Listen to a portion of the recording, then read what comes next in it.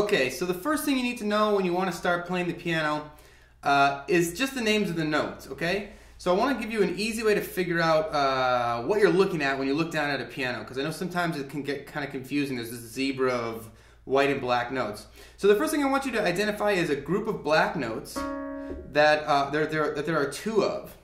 So like these two, there are two here. So you notice that the black notes group into either groups of 2 or 3.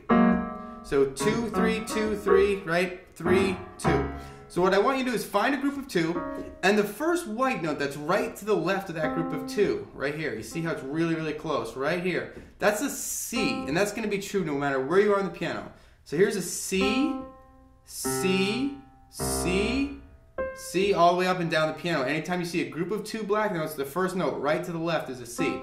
Now the reason I'm starting with C instead of like A, which is you might think would be normal since the alphabet starts at A, is just because when we start learning scales and other stuff, C is like the easiest scale and note to work with, so it makes sense as a logical starting point. So anyway, all you really need to do is find this C here, and then knowing that the notes are labeled either A through G, only the white notes, A through G. If this is C, we can kind of figure out where everything else is, right? So if this is C, here's B, and here's A, right? So if we start at A, that's like where the alphabet starts, and we go up to G, we can find all the white notes. So A, B, C, D, E, F, G, and now we start back over at A. So take a look at it for a second. We started down here at this A, and we got to G and we started back over at A. You'll see that they look very similar relative to the groups of black notes that they're in. So if you look at this group of 3, the A note is the one that's sort of nested almost to the right here. And that's also true up here. See, group of 3, and this A note is here. So I hope that makes sense to you. All the labels for the white notes are something either A through G. So A, B, C, D, E, F, G, and then you start over. If you think about the groups of 3 black notes, the first note that's right to the left of that is F. So if you want a quick way to quickly know just by looking down at the piano what note you are playing, you look and find a group of 2. The first note to the left is a C. And if you find a group of 3 black notes, the first note to the left is F, the first white note. Okay? So just as a quick review, C, D, E, F, G, A, B, and then C again. All right?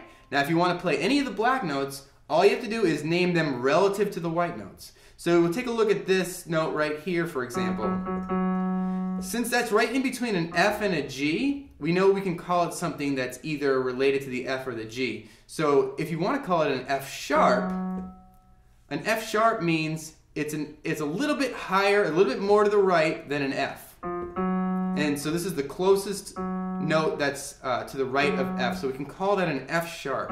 Now we could also call it a G flat, or a note that's a little bit further to the left from G. It's not a straight up G, it's like a little bit less than a G. So that's what the flat means. A little bit to the left, a little bit deeper. So you could call this a G flat or an F sharp. So here's a little quiz, I guess. What might you be able to call this note? This is a D, and this is an E. So think about it for a few seconds. What could we call this note? All right, I'm just going to tell you. The answer is you could call it a D sharp, or a little bit to the right of D, or you could call it an E flat, a little bit to the left of E.